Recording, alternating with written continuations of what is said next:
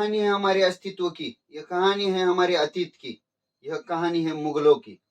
तब दिन ऐसे थे कि कई हिस्सों में हम बटे हुए थे, लेकिन हमारे ऊपर मुगलों का राज था। हमारे यहाँ इब्राहिम लोदी का राज हुआ करता था, लेकिन कुछ राज्य के राजा ऐसे थे कि उन्हें इनका शासन मंजूर नहीं था। इसी कारण उन्होंने चंगेज खान और तैमूर के मंगोल इनके वंशजों में से एक बाबर यानी कि उस्ताद अली कुली, इनसे वह मिले और उन्होंने उसे न्योता दिया कि आप हमारे भारत में आइए और हमें मदद कीजिएगा। किसके खातिर? कि हमें इब्राहिम लोदी को गिराना है, हमें इब्राहिम लोदी को धूल चटाना है और इसमें आप हमारी सहायता करोगे। तो 1525 में बाबर और इब्राहिम लोदी इन दोनों में इतना घनघोर युद्ध हुआ और इसमें इब्राहिम लोदी का क्या हो गया? अस्तित्व कम हो गया, पूरी की पूरी तरह उसका अस्तित्व नेस्तनाबूत हो गया। 1525 में पानीपत में युद्ध जीतने के बाद उसे भारत पर शासन करना था। अब उसने क्या किया? भारत के एक एक राज्य के राजाओं को युद्ध में उतारकर उन्हें क्या किया? उसने नेस्तनाबूत कर दिया और अपना अस्तित्व बढ़ाता चला गया। जब 1525 की लड़ाई हुई थी तो इस राजाओं को यानी कि बाबर को लोग जितनी क्रूरता की वजह से जानते थे उतनी ही दरिया दिली की वजह से भी जानते थे। बाबर ने पानीपत के युद्ध में जितना भी कुछ जीता था वह उसने अपने सैनिकों के भीतर बांट दिया था। वैसे ही उसने एक एक करके अफगानिस्तान के भीतर जो कांधार है उसे अस्तित्व में लिया था, अपने भीतर काबिज कर लिया था। धीरे धीरे अब वह भारत में सत्ता काबिज कर रहा था। तो इसी दौरान जिस तरह वह क्रूर था उसी तरह वह दानशूर भी था। इसी कारण उसे एक किताब दिया लोगों ने। कौन सा किताब दिया था? कलंदर नाम का। कलंदर यानी कि दरिया दिल, जो सबके दिलों पर राज करता है। उसी तरह ऐसा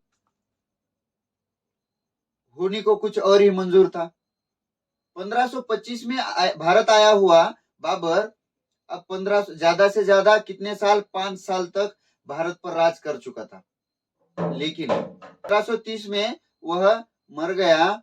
लेकिन अब उसका जो शासन था उस शासन को संभालने की जिम्मेदारी किस पर आई थी? हुमायूं पर आई थी। बाबर के 4 बेटे थे। उन 4 बेटों में हुमायूं जो था वह सबसे शांत और होशियार था। मगर उसके जो बाकी के भाई थे उन्हें यह मंजूर नहीं था।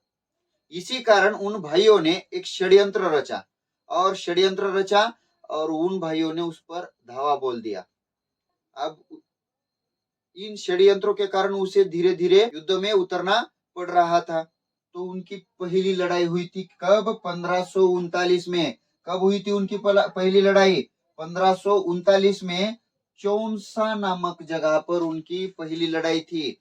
लेकिन 1540 में बिलग्राम में शेरशाह के साथ उसका बहुत बड़ा युद्ध हुआ और उसे वहां पर बहुत बड़ी हार मिली। इसी कारण वह वहां से अपनी जान बचाकर भाग गया। कहा? सिंध भाग में। और वहां पर उसकी शादी हो गई। किसके साथ? हमीदा बानो के साथ। हमीदा बानो के साथ उसकी शादी हो गई। हम जिसे मोहम्मद जलालुद्दीन अकबर नाम से जानते हैं वह हुमायूं और हमीदा बी का बेटा था। और यह आगे चलकर भारत का एक अच्छा शासक और प्रमुख शासक, यहाँ से मुगलों को एक अलग अस्तित्व की ओर ले चल रहा था।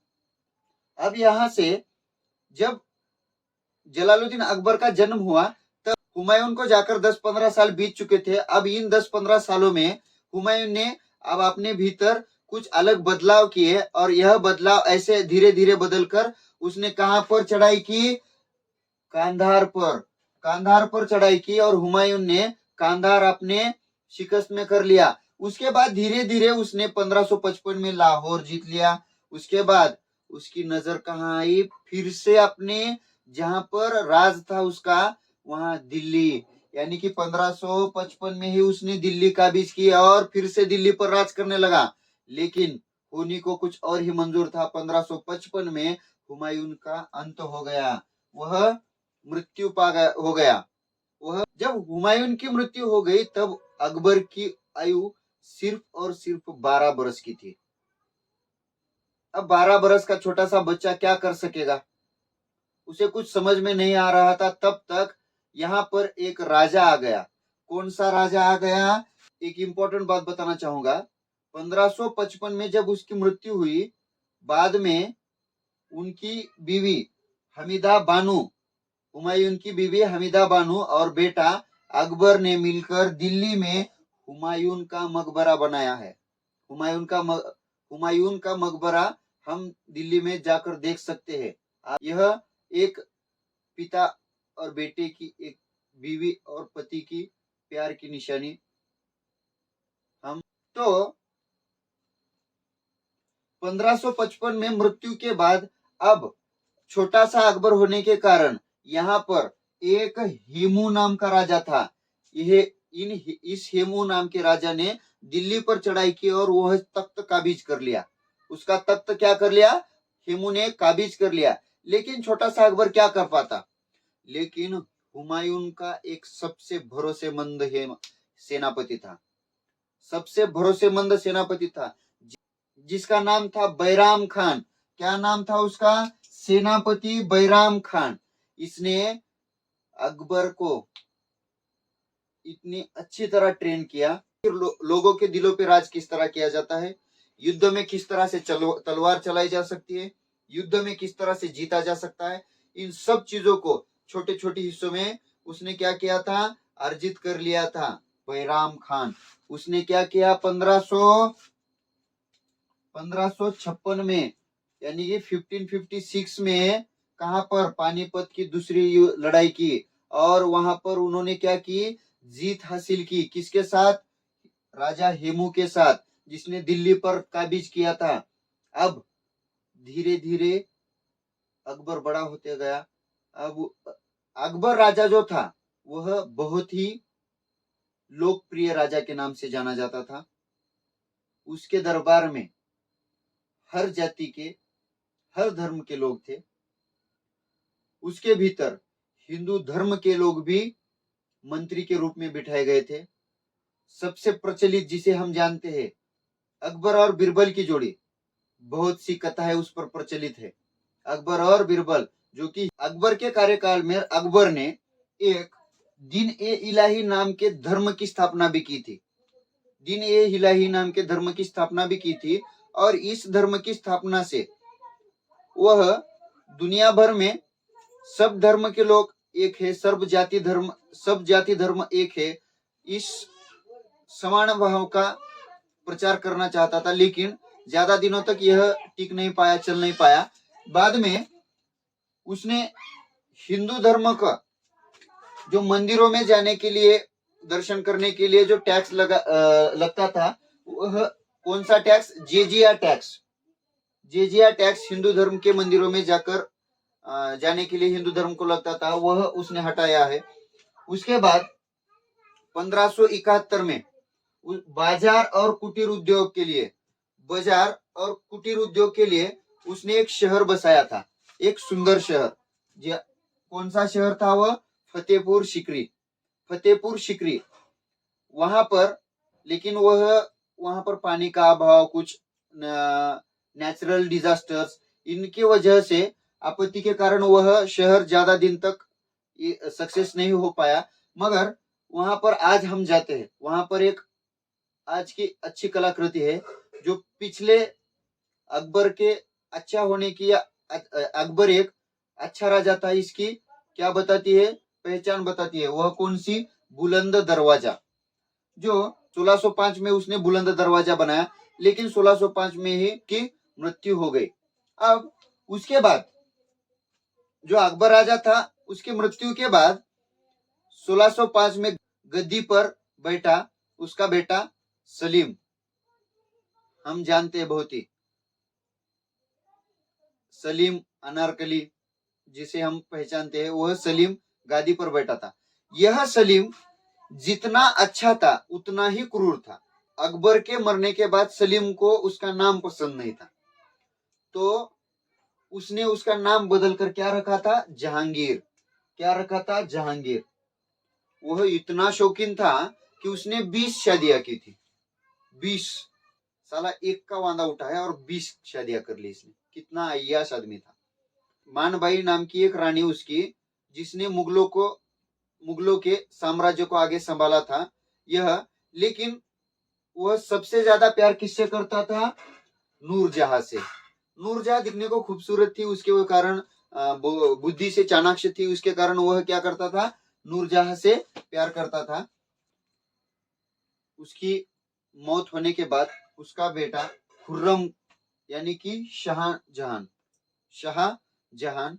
उसने क्या, जो शाहजहां था उसके कार्यकाल में आर्थिक बाब इतनी अच्छी बन गई थी भारत की कि हम देश विदेशों के साथ व्यवहार कर रहे थे। इसी कारण उसने धीरे धीरे व्यापार को बढ़ावा दिया। दूसरे देशों के साथ व्यापार करने के लिए उसने नावों की जहाज, बड़े बड़े जहाज बनाना शुरू किए। तब और सबसे एक मेन बात, उस समय भारत की जीडीपी 20.9% थी।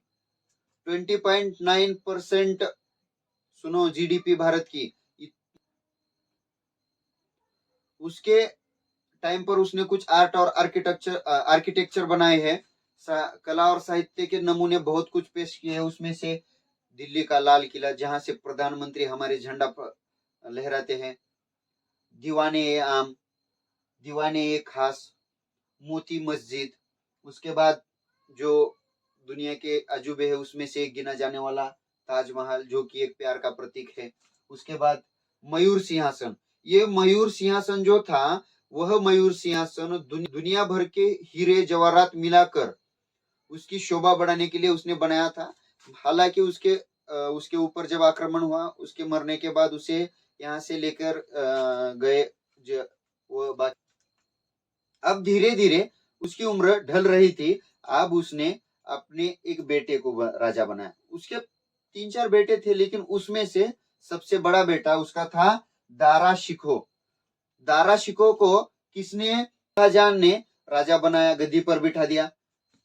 गद्दी पर बिठाने के बाद जो उसका तीसरा बेटा था, 3 नंबर का, उसे कुछ और ही मंजूर था कि हमें दारा शिकोह पसंद नहीं है। अब गद्दी पर कौन बैठेगा, मैं बैठेगा।